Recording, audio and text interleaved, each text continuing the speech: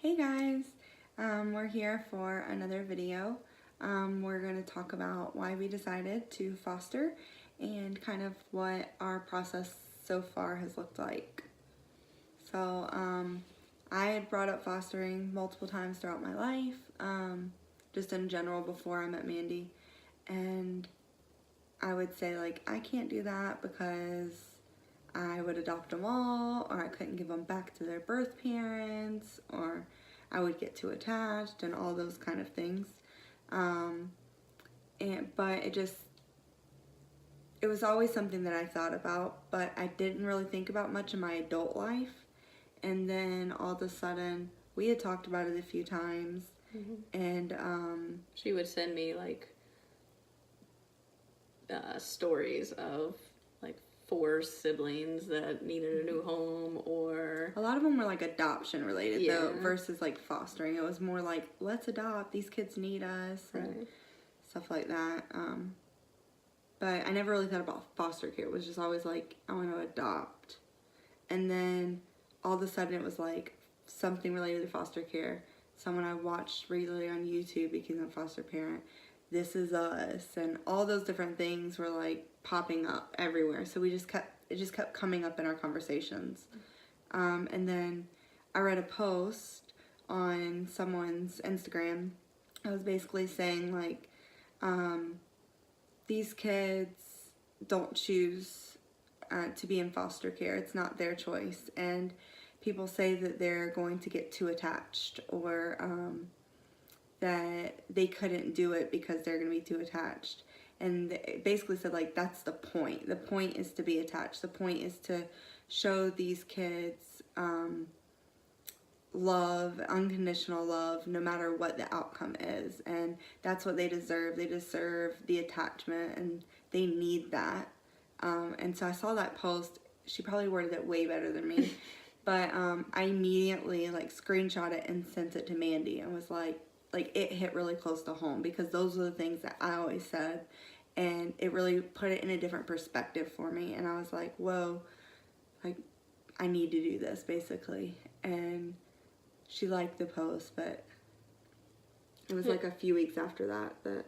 Yeah, because my whole thing was my grandma fostered well before I was born, when my mom was a little kid, and she had the same issues that I feared. I know she had like a baby for like 11 months that went back to its birth parents, and it like devastated her. Now she had a lot of foster kids throughout the time she did it, but this one particular kid, I guess because she had him for 11 months, really got her. And then one of my all-time favorite movies is Lucy and Isaiah, and if you've seen it, then you know what a heartbreaking movie it is, but it's really good. But that was the other reason. That movie, I was like, there's no way I could ever do that. And this was well before she and I got together. So then she would bring it up, and I'd be like, the concept of it, I really want to do it. I just don't know if I emotionally can do it. And then I had a call at work one night involving a 16-year-old and issues at home. And I just felt so bad for this kid, because all he wanted was his mom to understand who he was and what he needed. And she refused because she didn't agree with the school activities that he was wanting to do, and that's all it was. And so I texted her that night, and I was like, okay, if you want to foster, we can foster.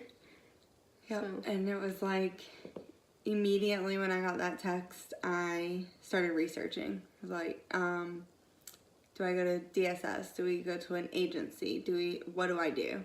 So I put in an inquiry with the local agency, and I happened to be for work at the same building that housed Stanley County DSS. So I just dropped by over there and had a meeting with the lady. And our county is very, very tiny, and the need isn't huge, but the county right next to us is huge and has a really big need. So with knowing that, we decided to go with the agency based in the big city near us, because we know that the need is so great there. And so I put in an inquiry there.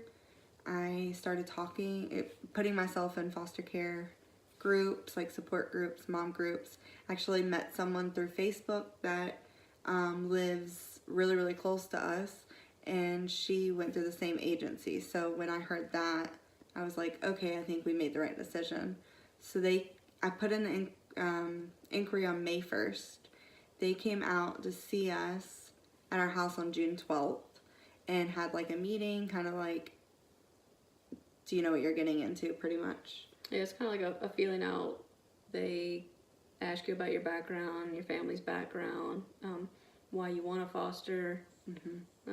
They met Dawson and Carter, and basically they decide if they think you may be a good fit for fostering, and if they do, then you go to the next phase, and they give you a bunch of paperwork, a whole lot of paperwork. Yeah, they give you, like, they do a profile on each of us that we each had to fill out. So that was like pages and pages of questions. It was like, I think it was like 25 questions, but some of the questions had sub-questions, and they were like really detailed. So it went in like your past and some like memories from your past, and tell about different family members and like our relationship. There was all kinds of things in there.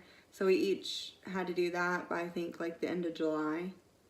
And we were invited to our county's classes, which is here where we live, 30 hours of in-class like training.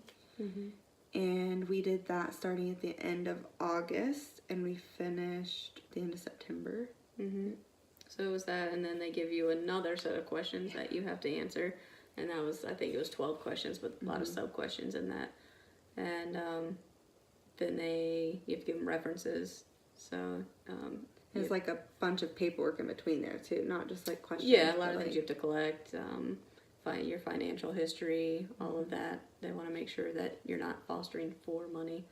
Not that the money's a lot, right? But it's like barely to cover what they need. But they do make sure like you're stable. Right.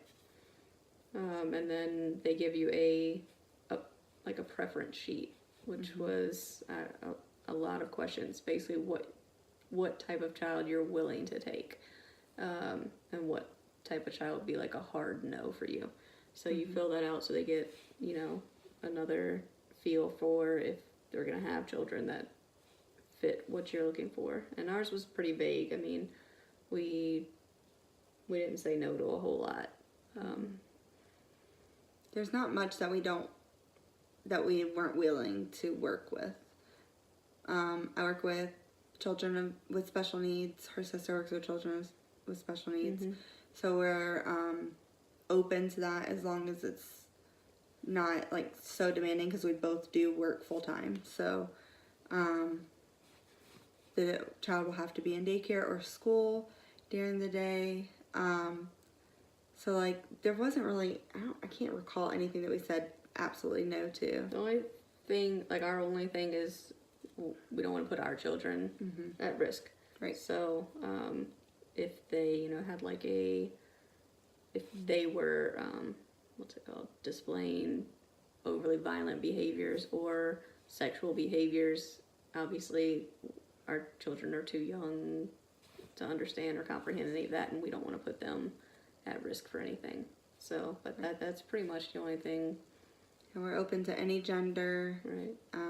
Any race, ethnicity, anything like that. We did talk a lot about age, and at first we really wanted Carter to be the oldest, so we were thinking like 0 to 4. And then after talking to our social worker, I think we agreed to 0 to 7 would be like a good age for us, but in the right circumstance, we'll take 0 to 9. Right. So then you also have to get your home inspected by the fire marshal. So we had that, and they do a walkthrough to make sure your home is safe. I think that's all the appointments. we had like physicals, Medical history. Yep, I think that's it. And then we had our final visit with our social worker. She came out and she talked to us individually about some things that she had questions in our applicant profile. And then she talked to us together, and that's when we like really decided on our age for licensing. And when she left, that was at the end of October, and she left there, and she said that she would have the paperwork like typed up and in soon. So it took a little bit longer than what we were expecting, but she did get it in like the first week of November. And then she came back and said that our background checks had expired. So they had to rerun those. So they reran those, and then they came back, and she was able to submit it to state. So they submitted to the state, and the state came back a few days later. Like maybe the next day. Or Yeah, 2 days something later. about the middle name. They didn't have Carter Dawson's middle name. Yeah. So we gave them that. They resubmitted it, and And then it was like, she said had been taking like 15 to 20 days, and they were running a little bit slower.